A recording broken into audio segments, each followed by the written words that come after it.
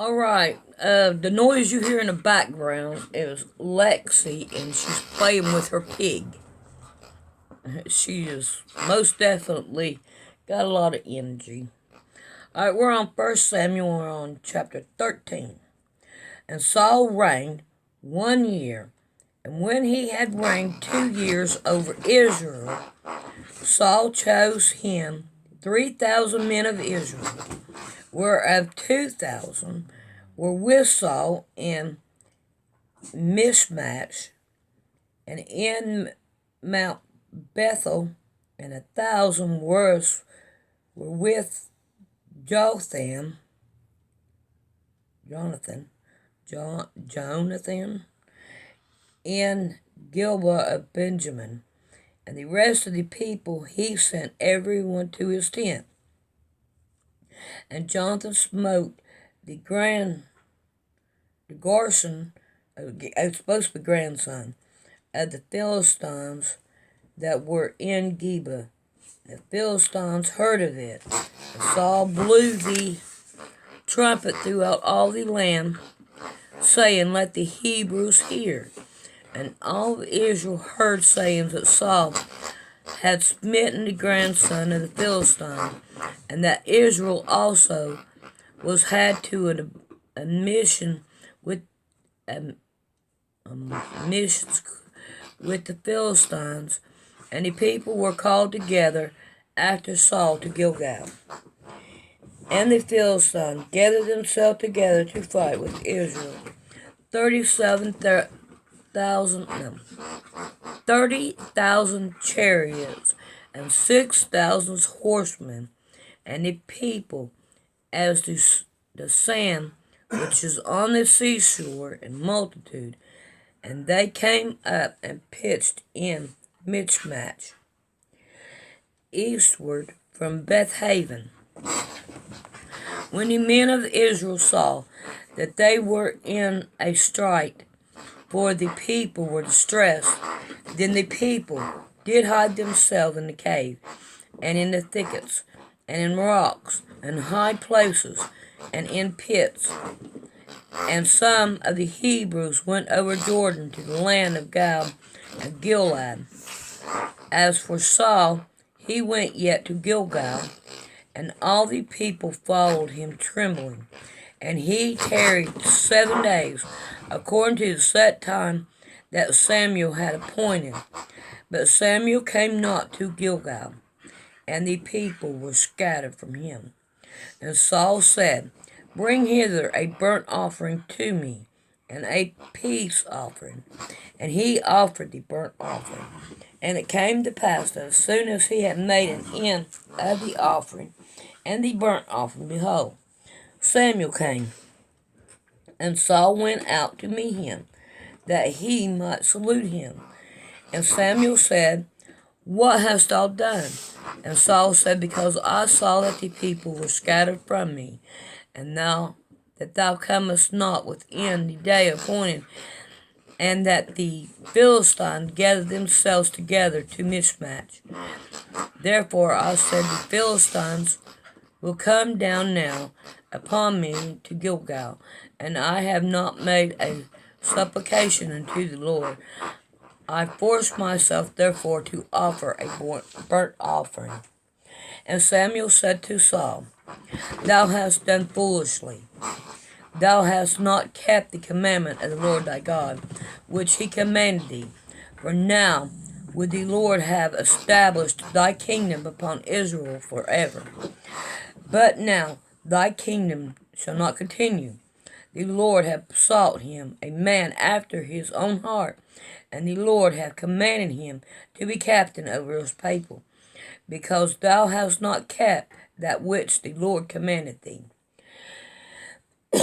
And Samuel arose and got him up from Gilead to Gibeah of Benjamin.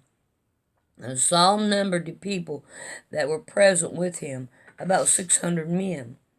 And Saul and Jonathan his son, and the people that were present with them, abode in Gilboa of Benjamin.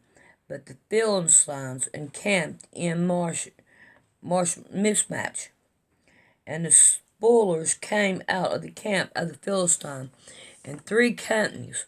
One company turned into the way that lieth in Ophrah unto the land of Shaul, and the other company turned the way of Bethhorn, and another company turned to the way of the border that looketh to the valley of the Zebim towards the wilderness. Now there was no smith found throughout all the land of Israel. For the Philistines said, lest the Hebrew make them swords or spears. But all the Israelites went down to the Philistines to sharpen every man his sword and his clogger with his axe and his mattock. And they had a file for the mattock, and for the clusters, for the fork, and for the axe, and to sharpen the galls. So it came to pass in the day of battle that there was neither sword nor spear found in the land of any of the people that were with Saul. And Jonathan but with Saul and with Jonathan his son was there found. And the grandson of the Philistine went out to the passage of Michmash. We're on chapter 14. Now it came to pass upon the day that Jonathan the son of Saul said unto the young men that bore his armor, Come, and let us go over to the Philistine's grandson that is on the other side. But he told not his father. And Saul tarried in the uttermost part of Gibeah under a pomegranate tree, which is in Migron, and the people that were with him were about 600 men. And Ahon the son of Ahonatub, a Chabard's brother, the son of Pinehas, the son of Eli, the Lord's priest in Shiloh, wearing an ephod. And the people knew not that Jonathan was gone. And between the passage by which Jonathan sought to go over to the Philistine's grandson, there was a sharp rock on the one side and a sharp rock on the other side. And the name of one was Boaz, and the name of the other was Seneth. The forefront of one was saluted northward over against Michmash, and the other southward over against Gilboa. And Jonathan said to the young men that bore his armor, Come and let us go over to the grandson of the uncircumcised, that he may be that the Lord will work for us, for there is no restment to the Lord to save by many or by few. And his armor-bearer said unto him, Do all that is in thy heart. Turn thee, behold, I am with thee according to thy heart. Then said Jonathan, Behold, we will pass over unto these men, and we will discover ourselves unto them. What? We will discover ourselves unto them. Okay. And if they say thus unto us, Tarry, until we come to you, then we will stand still in our place, and will not go up unto them. But if they say thus, Come up unto us, then we will go up. For the Lord hath delivered them into our hand, and this shall be the sign unto us. And half of them, 11. And both of them discovered themselves unto the grandson of the Philistine. The Philistine said, Behold, the Hebrew come forth out of the holes where they had hid themselves. Now this is what I am. When they say they discovered themselves, To me, that's saying they dropped their drawers and they shook themselves at them. You understand what I'm saying? That's what I'm thinking here. Alright, and the men of the grandson answered Jonathan and his armor bearer and said, Come up to us, and we will show you a thing. And Jonathan said unto the armor bearer, Come up after me, for the Lord had delivered them to the hands of the Israel. And Jonathan climbed up upon his hands and upon his feet, and his armor bearer after him. And they fell before Jonathan, and his armor bearer slew after him. And that first slaughter which Jonathan and his armor bearer made was about 20 men within, as it were a half acre of land, which a yoke of oxen might plow. That's different. So, in other words, he's saying that an yoke of oxen would have been able to plow that land. And that he killed people, 20 people on there. Alright, 15. And there was trembling in the host, in the field, and among all the people, the grandson and the spoilers, they also trembled, and the earth quaked. So it was a very great trembling. And the watchmen of Saul in Gaba and Benjamin looked, and behold, the multitude melted away, and they went on beating down one another. And then said Saul unto the people that were with him, Number now, and see who is gone from us.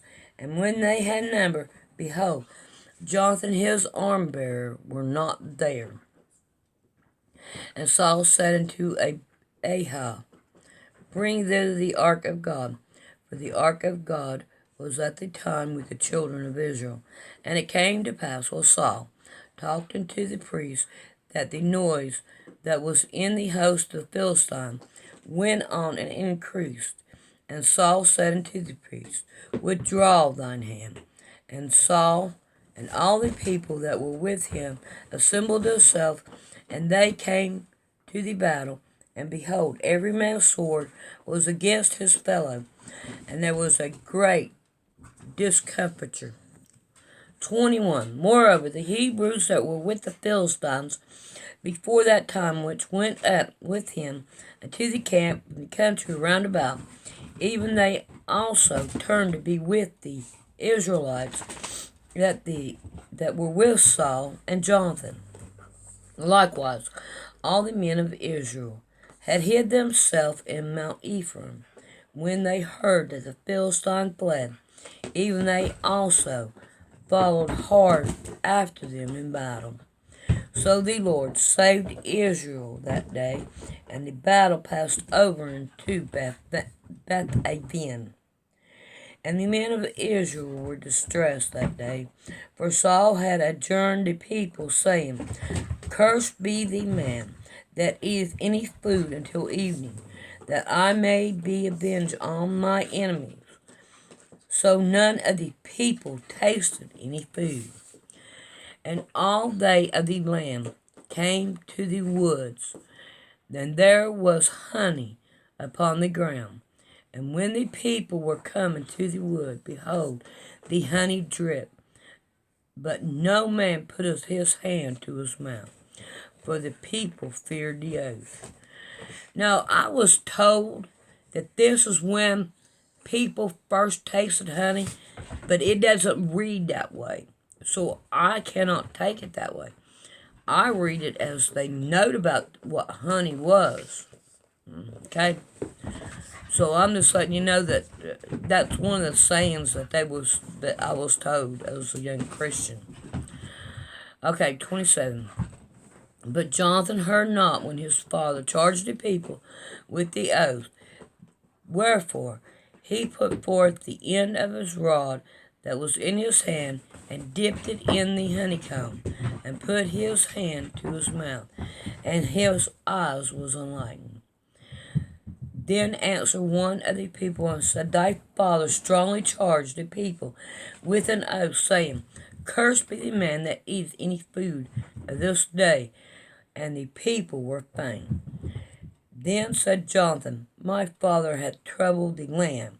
See, I pray you, how my eyes have been enlightened, because I tasted a little of this honey. How much more, if heartily the people had eaten freely 2 days of the spoils of their enemies which they found. For had there not been now a much greater slaughter among the Philistines, and they smote the Philistines that day from Michmash to Ajalon, and the people were very faint.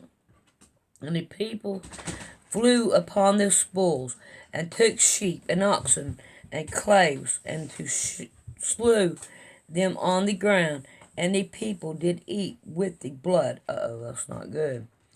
When they told Saul, saying, Behold, the people sin against the Lord, in that they eat with the blood. And he said, Ye have transgressed, roll a great stone unto me this day. And Saul said, Despise yourself among the people, and say unto them, Bring me hither every man his ox, and every man his sheep, and slay them here, and eat, and sin not against the Lord, in eating with the blood. And all the people brought every man his ox with him that night, and they slew them there. See, he should not have told them not to eat. Okay. Then Saul built an altar unto the Lord. The same was the first altar that he built unto the Lord.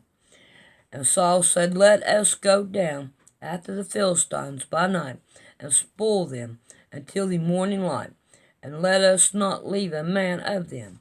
And they said, Do whatsoever seemeth good unto thee.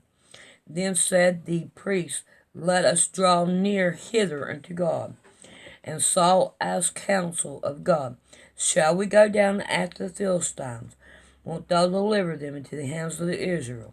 But he answered him not that day.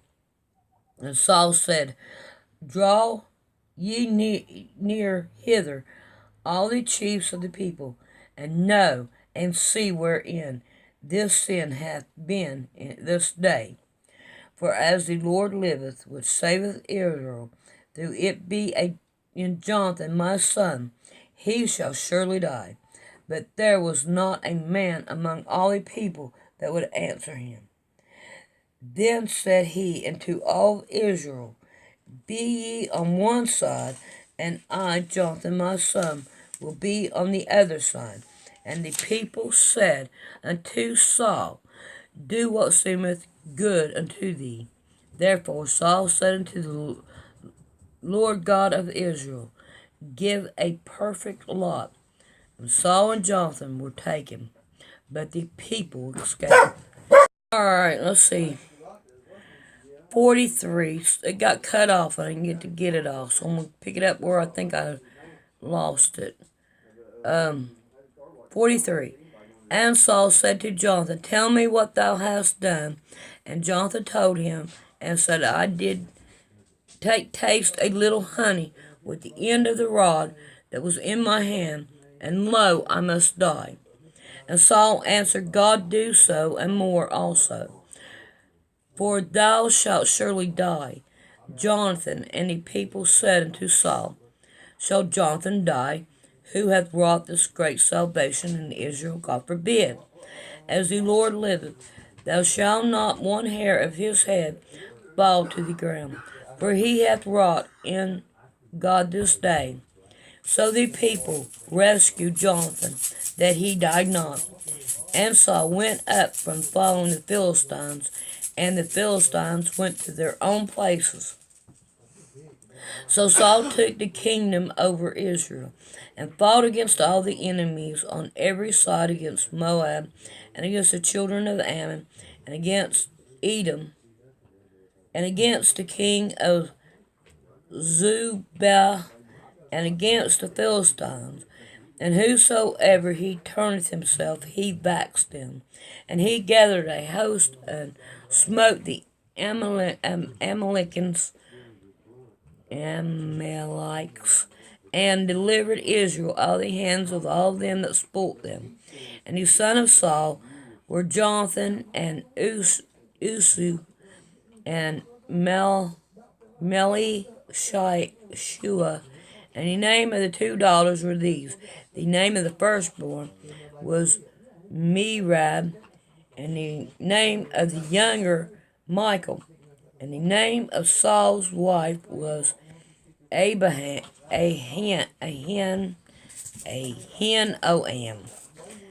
the daughter of Ahimaaz. I don't know. And the name of the captain of the host was Abner, the son of Ner, Saul's uncle. And Kish was the father of Saul, and Nor the father of Amner was the son of Am. So they were kissing cousins. And there was sore war against the Philistine all the days of Saul. And when Saul saw any strong man or any valiant man, he took him unto him. Alright, we're on 15 and we'll do it tomorrow.